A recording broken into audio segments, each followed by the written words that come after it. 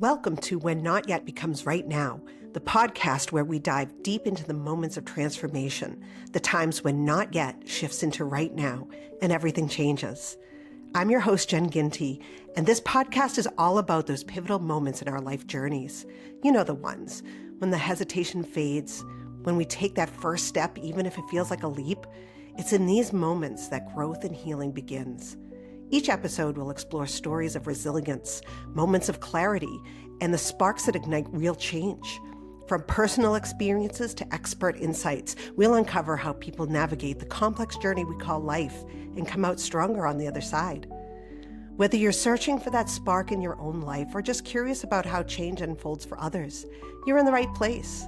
We'll discuss the ups and downs, the breakthroughs and setbacks, and how to embrace the right now, even when it feels out of reach.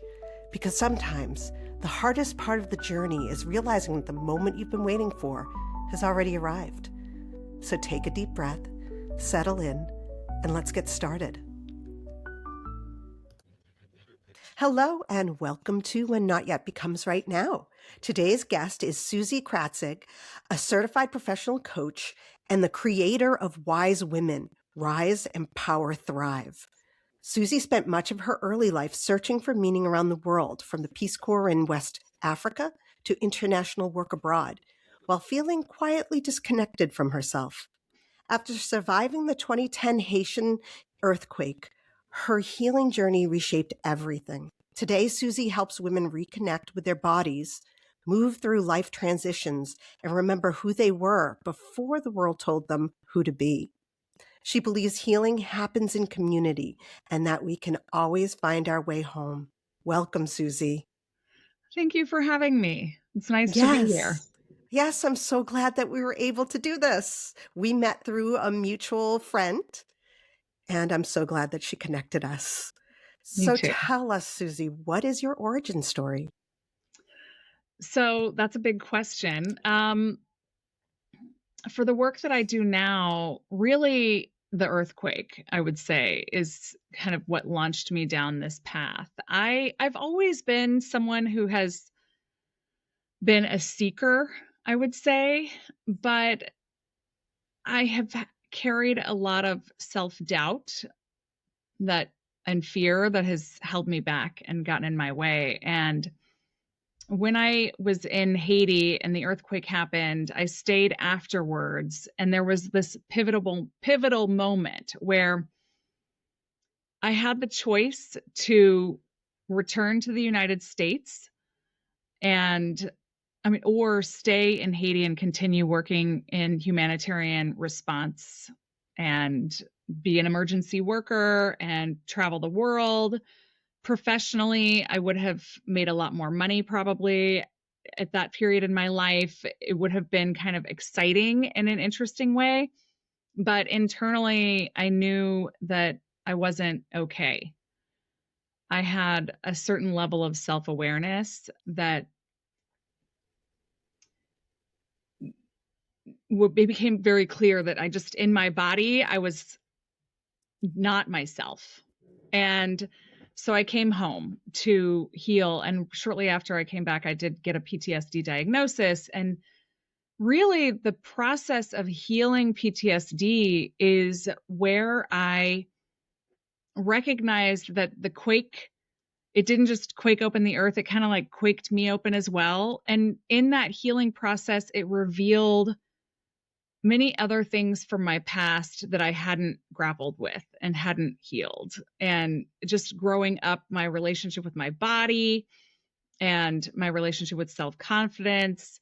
And so being on that healing journey, I really dove into mind-body connection. I did a lot of different modalities, and I did therapy. I did EMDR therapy for the earthquake in particular. I did integrative breath work. I started practicing yoga, and I'd always been somebody who did yoga, but like I really intensely started to practice it.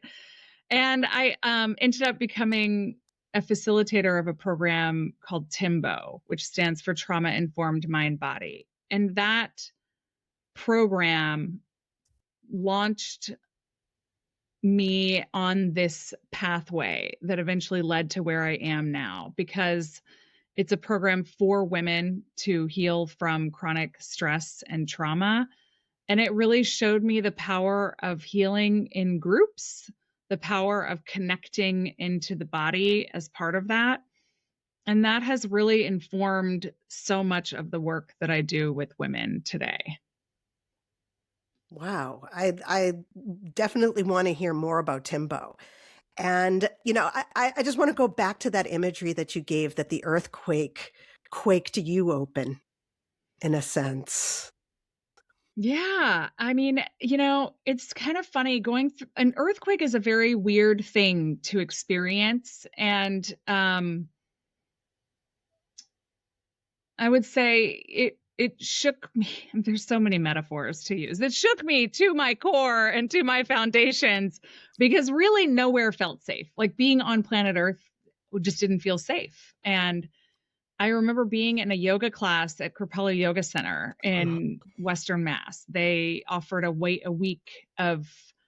free week for humanitarian relief workers for Haiti, and I got to go. And I was lying in Shavasana, and the woman leading the class said, "Now sink into the earth. Feel Mother Earth supporting you." And Mm. inside, I was cursing at this woman. How could you tell me to sink into the earth? The earth is not safe. What are you talking about? And I'm circling round to your question about it quaking me open, but I had to go through a process of healing that first through the integrative breath work.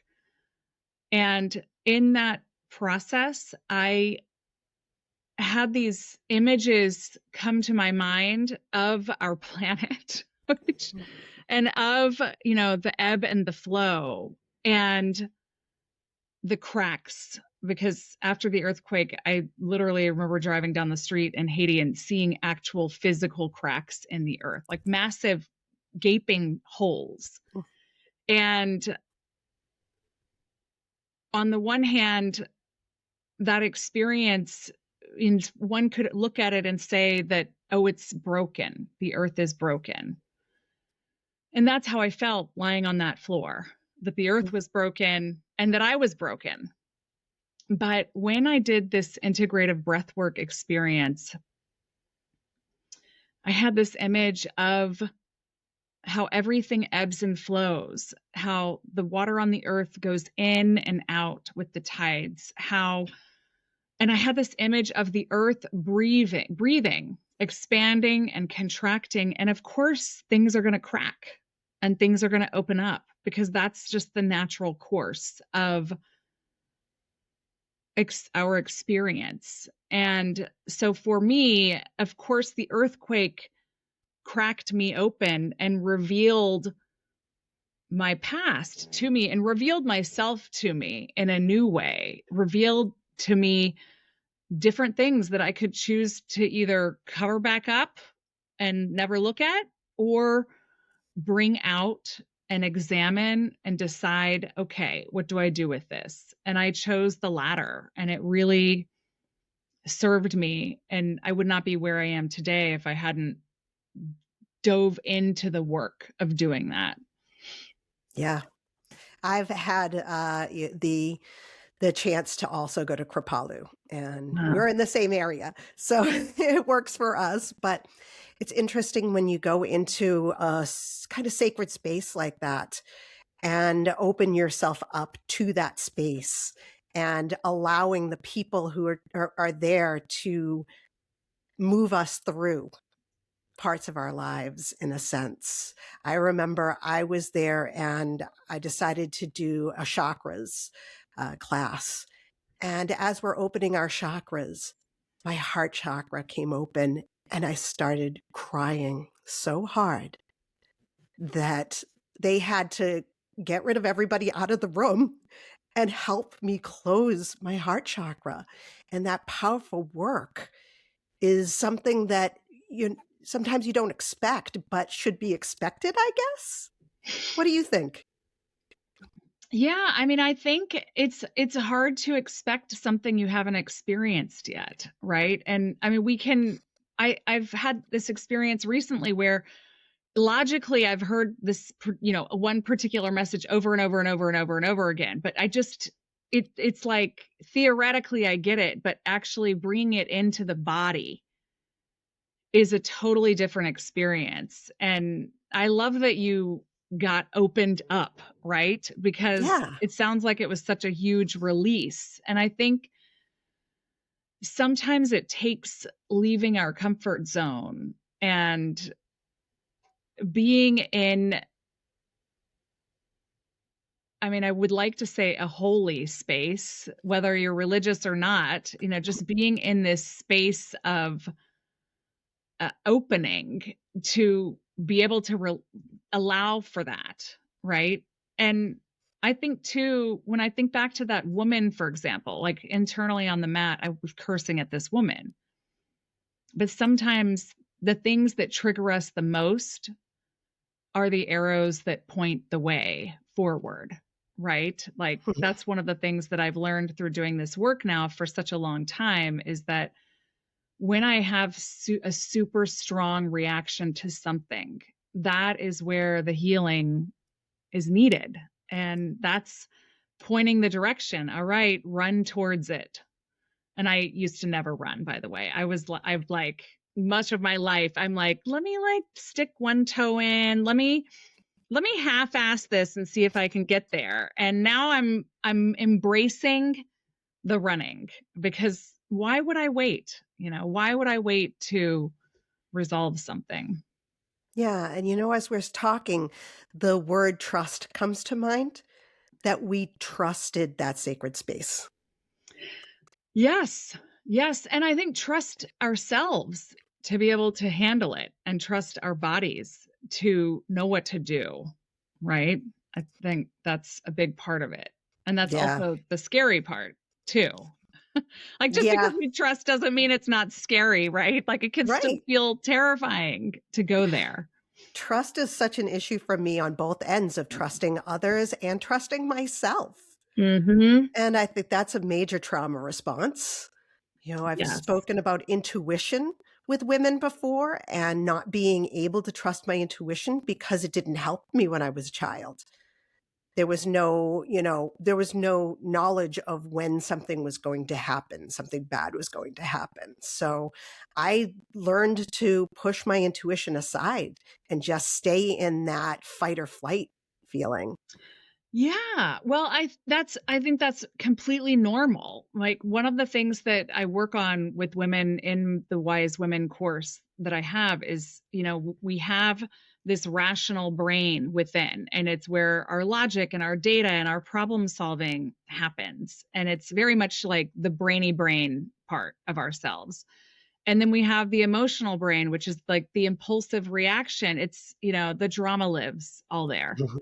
And the intersection, the wise mind, is really where the intuition lives. And if you are constantly in the reactionary part of yourself, then it makes it almost impossible to access that wise mind self where your intuition lives. And children, they don't even have a prefrontal cortex yet. So they don't even really have the capacity yet to do that, quite literally physically. So yeah, it's understandable to develop our habits from such a young age that it's going to be hard to trust ourselves. And that's totally what Wise Women is all about. It's helping women learn the skills to be able to trust themselves again. And it is a skill, I think. It's a skill that has to be practiced. It's not just a thing that you do one day. It's like we have to do it every day.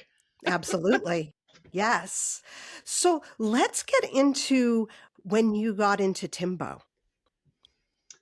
Yeah. So I met the creator of TIMBo at that Kripalu yoga retreat, and she Okay. hadn't created it yet. But that's where I connected to her. I started to attend some of her yoga classes, and then she launched TIMBo, and I joined and started becoming getting trained to become a facilitator. And I finished all of that process back in 2015. And it was such a powerful program. It still is, and it still exists, although there aren't as many folks who do it. So it's really not that well known. And what it showed me is what's possible. As I said before, what is possible with when women get together to do this work, to do this healing work. And it was a piece of my journey. I would say the other piece was doing the integrative breath work. And then another kind of big realization or aha that I had is just the sacred power of witnessing and being witnessed. And this is why I love working in groups so much. I mean, one-on-one as well, but there were a number of people on my own healing journey from PTSD who really held that position of being the witness. And I think when we have something big to heal, it is very difficult to be our own witness in those moments. And that's the goal, right? To get to a place where you are the participant and observer of your life, where you are able to serve as a sacred witness to your own becoming. And when you are cracked open with everything spilling out from having been through a trauma, we need other people to step in and serve in that role of witness, non-judgmental witness. And I had so many healing witnesses on my journey. And working in a group, then you get a whole group of people witnessing, which is magical in and of itself. And TIMBo showed me that power. And I still, I co-facilitated a TIMBo group. TIMBo is typically co-facilitated with somebody else. And I did co-facilitate a TIMBo group about a year and a half ago.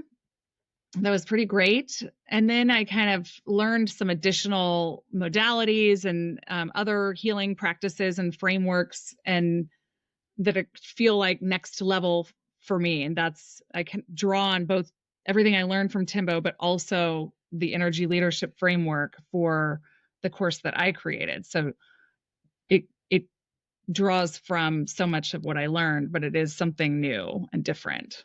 Yeah. I love this idea of witnessing, especially for yourself. That really brings up a lot for me, because as you said, a lot of women, I think this is what you said, please, tell me if I'm wrong. A lot of women witness others in their lives and very rarely look in upon themselves to witness for themselves. Yeah. I mean, I think witnessing for yourself is a skill, right? Because you kind of have to be able to access that wise mind space. It's very difficult to be a participant observer of oneself. And I mean, I would say, like, in the energy leadership framework that I also use a lot in my work, we would call that level 7 energy. And no one lives there all the time. It's just impossible. I mean, probably the Dalai Lama gets close, but really no one can live there. But we can go there. We can learn how to go there more frequently. And it's a skill that we can practice. The more that we practice using it, the more that we build our toolbox to be able to access that space, the easier it gets. I think what you said, though, is so true, that women witness for other people so often. And also, I think it's not always so straightforward. I think women often witness, but there's often like a little bit of judgment that comes along. And so it's really difficult. And that's also what gets in the way of our own witnessing, right? Because when we bring judgment in the car with us, we can't really be a true participant observer. Mm-hmm.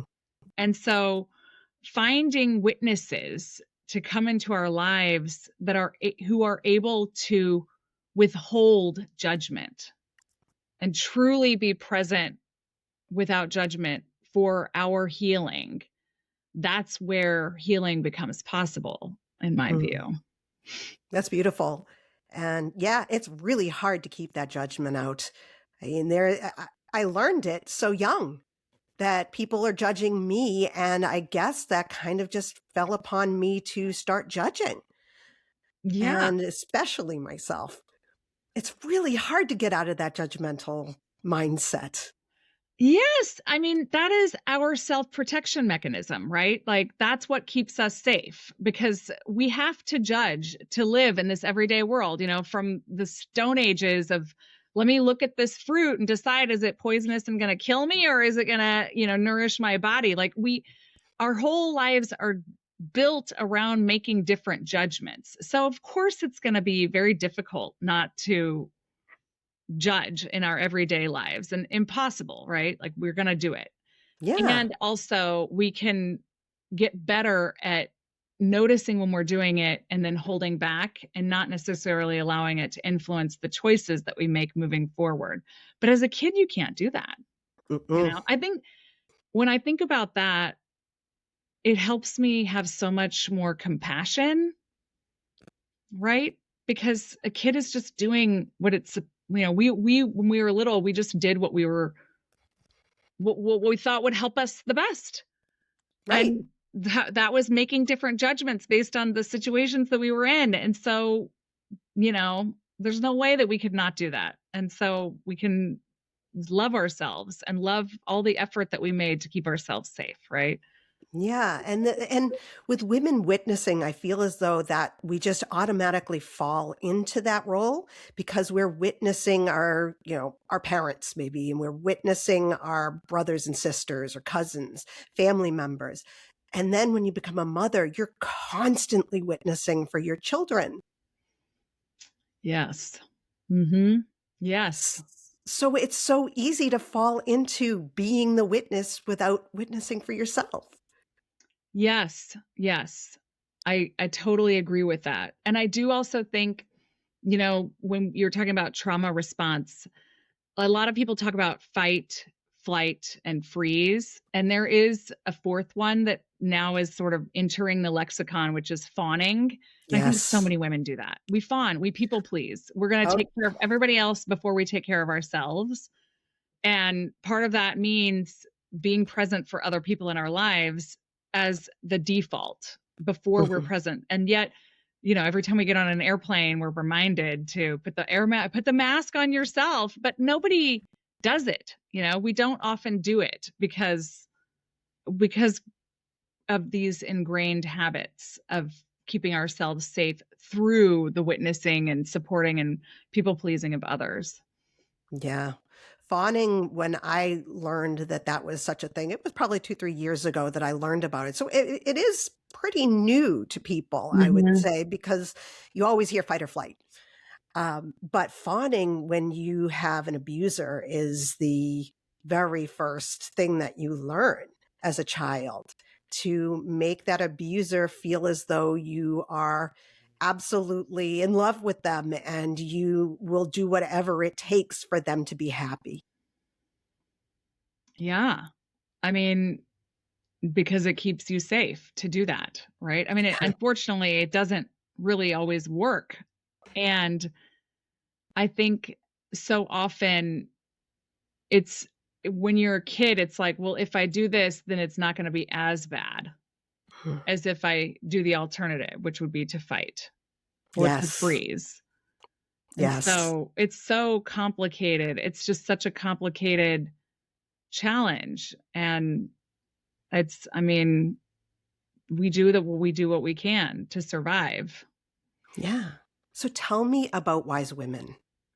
Oh, thank you for asking. Yes. I'm excited to hear about it. Well, I will tell you, I'm super psyched because I just started an in-person Wise Women, and this has been a goal is to do it in person. And we just had our first session on Sunday night, which, by the way, I know this is probably going to come out later, but Sunday night was January 18th. And I'm not totally woo-woo, but every once in a while I hear something and I just like to open myself to the possibility of allowing a little bit of mystical, magical energy in. And January 18th, the first night of our session, like the first session of this group that I'm running right now, was also the new moon, which is all Ooh, about yes. fresh starts and new beginnings. So, Yes. I love um, that. yeah. So Wise Women, it is a 9-week program, and it is designed for women or people who identify as women or people who were socialized as women. I mean, they may not identify as a woman anymore, but if you grow up as a child in our society and you're socialized as a woman, then come on in, because a lot of the way that women respond to trauma and stress as a child is part of what we're socialized to do. So that can show up no matter how somebody identifies right now. And so this group is 9 weeks of helping women actually practice the skills of interrupting the stress response in the moment Hmm. and connecting into the body. I think a lot of us live from the neck up because that's We're what in our feels heads, safest. right? Yeah, we're in our heads. We feel like we can problem solve everything. And the neck down, especially for women who have been who have experienced sexual assault or abuse or something like that, it can feel very unsafe. Or for me growing up, I went through a lot around body shaming, and so for me, below the neck was not safe. It just made me feel terrible, so I avoided as much of it as possible. I was going to be the smart girl and focus on the head. Hmm. And what I've learned is that it just doesn't work over the long haul, because then I'm completely disconnected from such amazing, wonderful resource that I have in my body. And so the skills that we practice in the course are helping women reconnect into the body through learning about that stress response and the patterns that we develop in response to stress, and then practicing the skills of interrupting it in the moment and bringing in pause and space to shift the energy and make different choices that serve us better. And also, I think a big part of the course too is just about learning how to not take everything so seriously all the time. We are experimenting, right? So we can fail. I mean, there's really no such thing as failure if you think about it. We just have the opportunity to learn and decide, did that work for me or did it not work for me? And if it didn't work for me, then let me try something different. So there's a lot of that mindset and that kind of thinking behind the course as well. That's great, because I know a lot of times, myself included, that we can say, this isn't working so early on and not giving anything a real chance. Like it's supposed to be like people live now on our phones. You get it right away or it's not worth it, right? Yeah, that's true. That's true. And there's a fine line, right? It's hard to even acknowledge if something works or not if we're not tuned into our bodies and our intuition and our calm confidence. It's really difficult to evaluate what we do. And so part of the skill is deepening that awareness so that we can actually, I mean, I know, ideally we're removing judgment from our lives, but that's impossible. It's how are we judging? Like, what are we bringing into a judgment? Is our judgment just a part of the reaction, or is it a calm, confident, intuitive, measured judgment? And I think that's where it can get confusing too, because sometimes when we're in our problem solving brain, we think it's a calm, measured, data driven, logic driven, but then it's missing the connection to the body.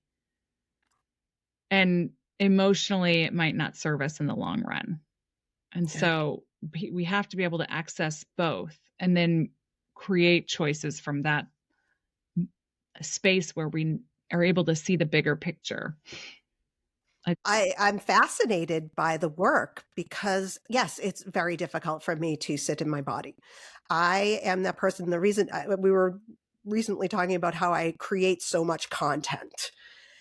And it's because I don't want to sit in my body and sit in my Mhm. feelings that I just immediately get up and do something. Yeah. And I've had to learn to step back and be like, this too shall pass, this feeling. And you're allowed to feel it throughout your entire body. It's not just a head thing. It is a full body experience. And that's okay. Yeah. And I love what you're saying. This will pass. This is a feeling. This is a whole body experience, and it's okay. I mean, the it's okay is bringing the self-compassion in. And I think too, the more that we practice being in uncomfortable experiences, or like discomfort in our body without resisting it, the quicker they pass. Like, I Hmm. think so often when we're resisting is when we have a hard time, like when it starts to become a problem over time, right? Like the energy leadership framework that is built into the course, there's 7 energy levels, and levels 1 and 2 are really kind of our fight or flight response.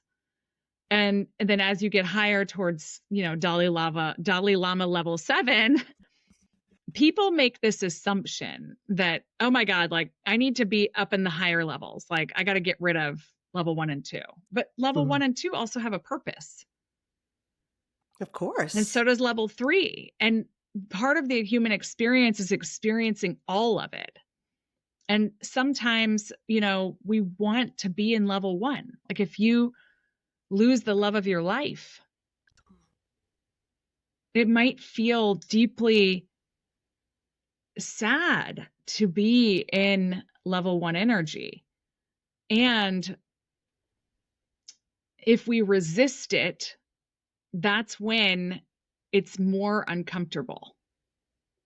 Whereas if you dive into it and you're able to be fully in it and you just swim in it and live there until it passes, there's a song, Beauty in the Breakdown. Like there can be a level of like beauty in being able to honor the experience of true grief. And by the way, I say this and I've grieved, but I mean, people can tell me if I'm off base here, but this is in general Yeah. level 1 and level 2. That's the way I see it. Like sometimes we are meant to be there, but it's going to feel different when we go there willingly by choice as a means of honoring our human experience versus being dragged there because and trying to get out of it as quick as possible, right? Like when you're like, oh my God, I got to go create some content because I don't want to sit with this. Then you're going to get dragged back there more frequently, right? Because it's like the body is not going to let up. It's going to No. keep going. Yeah. Yeah. And also So, it's normal to want to exit it. So that's also totally part of our human experience to not want to be there, right? well, difficult emotions are exactly that, difficult. You Yeah, don't want to deal with them. You don't want to feel them. They feel yucky. exactly. But so you work with groups of women. Do you work one-on-one with women as well? I do. I do also work one-on-one. Mm-hmm. What is that experience like? The one-on-one experience. Yeah. I mean, for me, it's great. I love working one-on-one for a different reason. You just really get to dive in and be present fully with one person. And I think um one-on-one, I'm very aware that I am the witness for that person. And so, and that it's like such an honor to be able to hold that position for my one-on-one clients and to be able to support them through whatever they are trying to do in their lives. And I mean, sometimes it's very like lifey life stuff. It's not always, healing something horrendous that happened. I mean, sometimes it's that, but sometimes it's just, like something related to work that people want to work through. And I get to witness that. And I think one of the things that's cool about one-on-one is that people,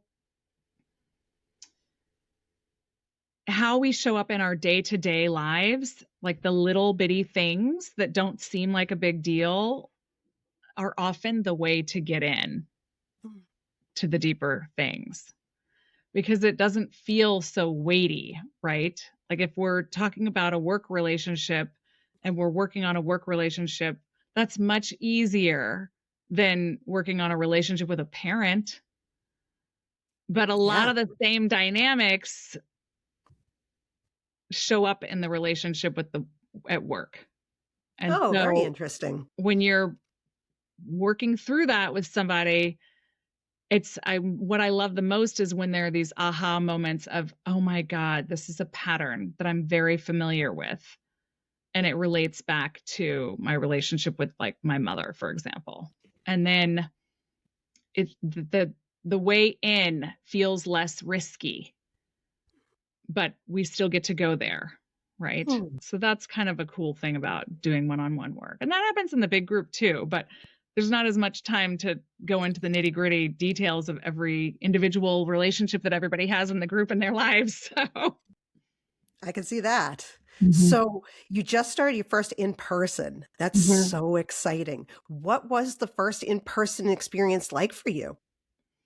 it was a lot of fun. It was, I mean, of course, I am always learning and evaluating my own work. So I have things that I want to shift and change the next first session that I do. But in general, it was just so cool. We all were sitting in a circle and I built in some lightheartedness. We did like a little session of laughter yoga, which was just a lot of fun. That sounds awesome. And kind of a very vulnerable but lighthearted way to build connection. And I'm really looking forward to it. I feel like it's going to be an amazing group, and the women are really invested and hopeful. And yeah. When you're speaking with a woman who's interested in joining the group, how do you describe it to them? I would describe Wise Women as a place to connect to your inner wise woman, your highest self, while being in community. And it's really a place to learn how you show up, right? Like a lot of it is, how do I show up in my life? How do I show up in my life when I'm at my best? And how do I show up in my life when I'm under stress? And how can I create shifts? How can I let go of what no longer serves me and begin to embrace new possibilities and embrace my own power? And I think one of the biggest key messages, which actually is a big TIMBo message that I'm bringing into the Wise Women group, so I can't totally claim credit for this, but is that we are all already whole. I think sometimes women enter this group and they think that they're broken or that they need to be fixed in some way. And that's not true. Nobody needs to be fixed. There's nothing to fix. Yeah. We're all human. We are all whole human beings. Sometimes the goal is to see ourselves that way and to practice being in the power of who we already are. And so Wise Women is an experience to practice seeing yourself and being in the power of you as you already are, without all the little hangups that get in the way so often. Well, that sounds wonderful. Oh, thank you. It sounds like an incredible experience. Well, you and whoever else would like to join, just reach out. I'd love to have you. And I how also can we do offer it that? online, huh? Yeah. How can we do that? How do we get in touch with you? Where can we find you? So you can find me on LinkedIn at Suzanne Kratzig, SUZANNE KRATZIG. I'm also on Instagram at Suzanne Kratzig. And then I have a website, which is turtlefire.life. Ooh, I like that. Turtlefire.life, not .com. If you go there, that's not going to work, but .life. Wonderful. Oh, well, Thank thank you. you so much for sharing, Thank Suzy. you This for has been having me. amazing. And I also just want to say that I'd like to, on your behalf, do a plug for you. We Oh, got my Moody Monster for my yay. daughter I was going to for ask you. Christmas, and she loves her Moody Monster. And Oh, we went to Mexico City to visit family, and she could only pick 2 stuffies, and she brought Moody Monster with her. So thank you so much for what you've been putting into the world. It's been wonderful to watch my daughter use Moody Monster, and yeah, it's been great. oh, I'm so glad. Yeah, I was going to ask you how Moody was fitting into the family. I'm so glad that he's been helpful. Yeah, I will say that I think my daughter loves Moody so much that she doesn't necessarily want to beat him up. Yeah, I So can see I'm kind that. of Yep. like, okay, let's, we can practice this. We can practice thinking about, we can still go to Moody. Like Moody is there to help you with your Right. emotions. So That's why Moody was created to help you get out all those frustrations. exactly. So, but it's been fun. Thank you. Great. Thank you Moody is so darn cute, much. by the way. Oh, thanks. Yeah, I think he's pretty cute. Well, thank you again. And this has been a wonderful conversation. No, thank you so much, Jen. It's been a pleasure. I really appreciate you inviting me on. And I appreciate you coming on. Thank you. Thank you for joining us for this episode of the podcast. This show is produced by Phoenix Freed LLC, and I'm your producer, Jen Ginty. We hope you found today's conversation insightful and inspiring. If you have a story of your own about when a not yet moment became right now, we encourage you to reach out and share it. You can find more information about being a guest on our show at whennotYetBecomesRightNow.com. Remember, you are not alone on your journey, whether it's a journey of healing, growth, or transformation. Every story matters. Thank you for listening, and we'll catch you next time with another inspiring episode.